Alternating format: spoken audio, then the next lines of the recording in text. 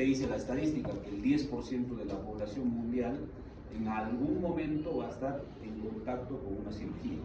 O sea, de 10, uno de acá va a estar en contacto, o se opera, o se ha operado, o se va a operar, ¿cierto? Entonces, hay que saber todo eso. Entonces, en el prequirúrgico hay que tratar de ver cómo está llegando tu paciente. O sea, no todos los pacientes van a hacer lo mismo, ¿no? Entonces, eso también es importante, ¿ya? Entonces, a todos los pacientes hay que tratar de atenderlos igualitos, ¿no? O sea, de una condición buena, una condición no buena, no sé qué hecho hablante, bastante bien instruidos, no instruidos. Entonces, hay que tratar de manejar de la misma forma. A veces en un hospital se van a dar cuenta que el trato necesariamente o casi, digamos, lastimosamente al manejo de una clínica, pues siempre hay diferencias, ¿no es cierto? Por la cantidad de pacientes, incluso dirían, pues, pucha, si en la clínica yo le voy a dedicar un poco más empeño, ¿no? Entonces, pero tratar de siempre de que no pase eso. Entonces, este periodo preoperatorio va a abarcar un tiempo. Entonces, va a ser la preparación del paciente y va a comenzar desde acá, desde la entrevista inicial del cirujano, ¿no?, con el paciente, y termina al iniciar la anestesia en sala de operaciones. Entonces, todo el preoperatorio incluso se llama perioperatorio, o sea, antes, durante y posoperatorio. Entonces, en la parte inicial es cuando tú vas a estar en contacto con el paciente. O sea, ¿qué sería lo ideal? De que tú, o sea, no es que estés llegando de frente a sala, pum, operas y chao, no sabes ni a qué paciente has tratado, ni cómo se llama, ni qué patología tenía, ni ha revisado su historia clínica. Eso no es lo correcto, ¿no? Entonces, tenemos que entrevistar al paciente que tú vas a operar, ¿no? Hablar con el paciente, escucharlo previamente, ¿no? Y de ahí ver qué es lo que se va a hacer con el paciente, ¿no? Entonces, eso es lo más importante. Y hasta que esté empezando la anestesia, estar en sala con el paciente.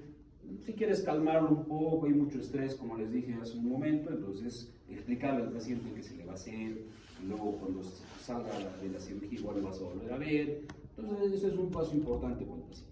Entonces, todo esto tenemos que tenerlo siempre en condiciones, pues, claras. A ver, el enfermo puede ser portador de patologías asociadas, ¿ya?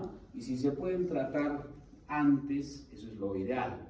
Si tu paciente te da el tiempo para que tú puedas corregir algún problema médico agregado antes, excelente, pues, pero hay condiciones como una emergencia, una superemergencia, entonces no se va a poder hacer nada. Entonces, es decidir en ese instante y ya.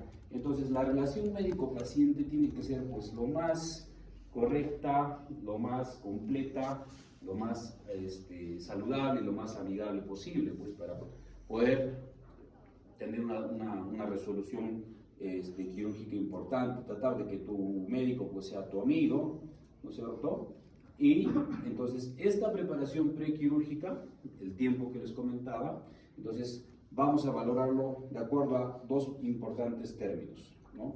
El estrés quirúrgico, como les comentaba, entonces va a ser una valoración general, o sea, tu paciente, todos, ¿no? Diagnóstico quirúrgico, estamos hablando en general, no estamos hablando de cosas específicas, ¿no?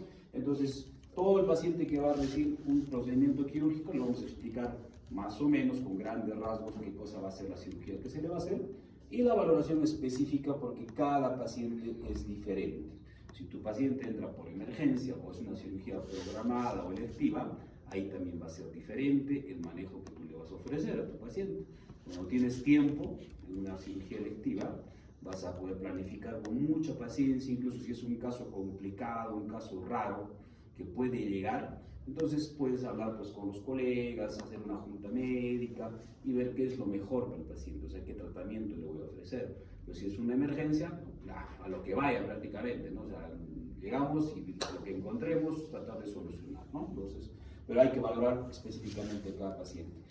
Pueden ver muchas fotos acá, o sea, muchos tipos de pacientes, caras, colores, razas, idiomas, todo lo que quieran, con una sola patología, que es la patología más frecuente, que la vamos a ver, la vesícula.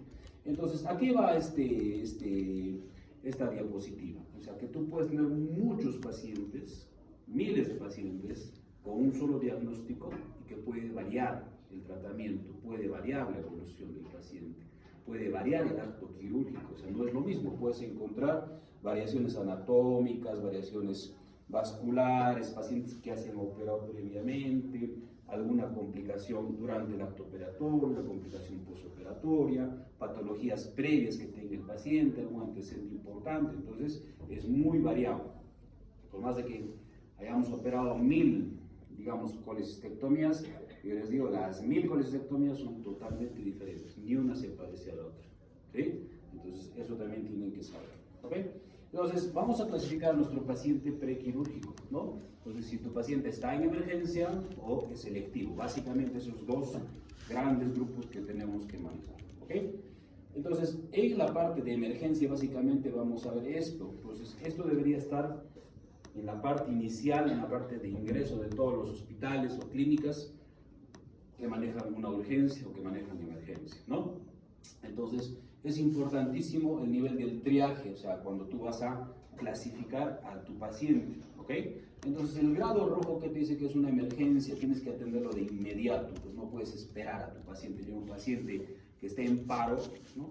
Entonces tienes que pasarlo a trauma shock y atenderlo de inmediato, ¿no? Un paciente que está un politraumatizado, un gran quemado, de repente un baleado, no sé, ¿no? Más o menos. Muy urgente, el color naranja, hasta 10 minutos de atención, ¿ya?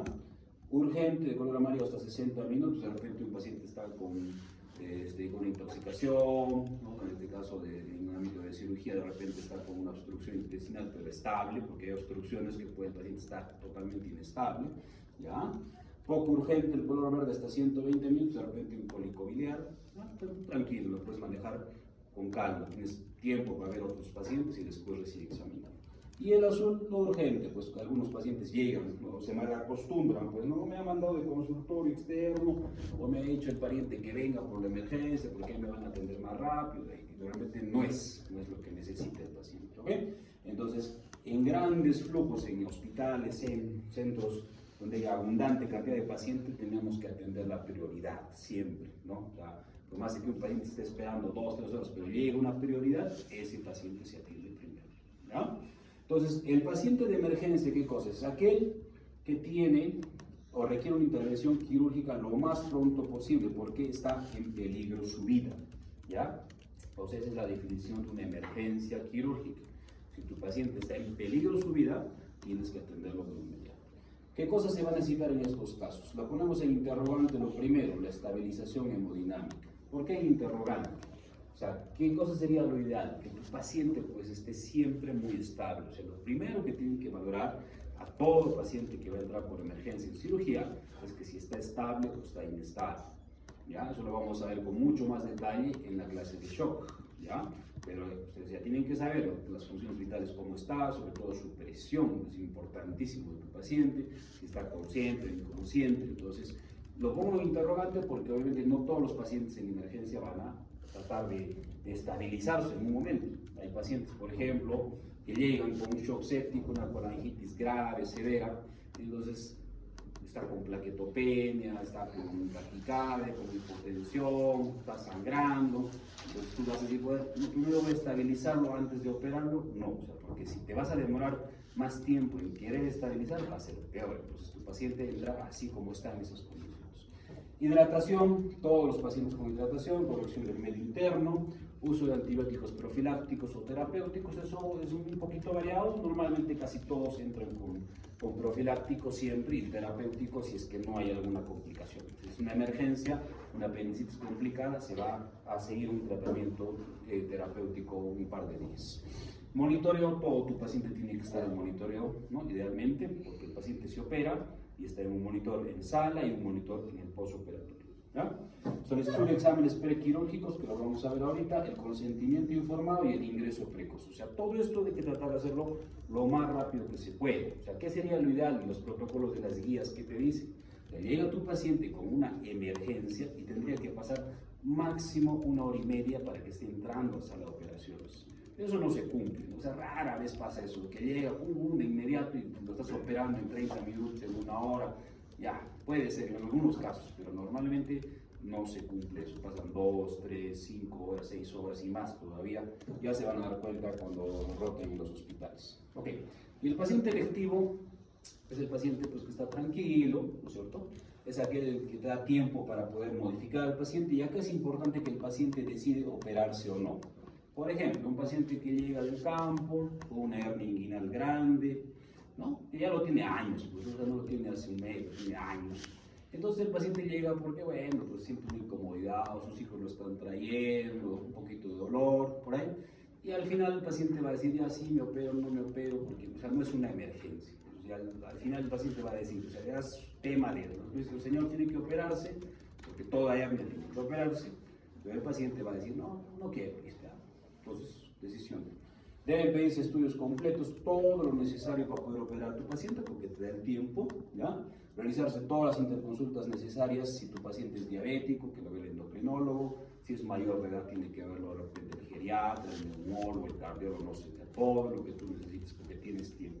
Y se pueden optar otras vías terapéuticas transitorias, o sea, un manejo no quirúrgico. No necesariamente tu paciente que llega a consulta externa, ¿ya? O sea, van a ver cuando roten en el hospital, también en algún momento vamos a ir a consultorio externo, pero no todos esos pacientes se van a operar. Algunos lo vamos a pasar al gastro, algunos lo vamos a pasar de repente a que le haga un tratamiento percutáneo, ¿no? Entonces vamos, o al infectólogo, no sé. Entonces vamos a ver lo que sea necesario.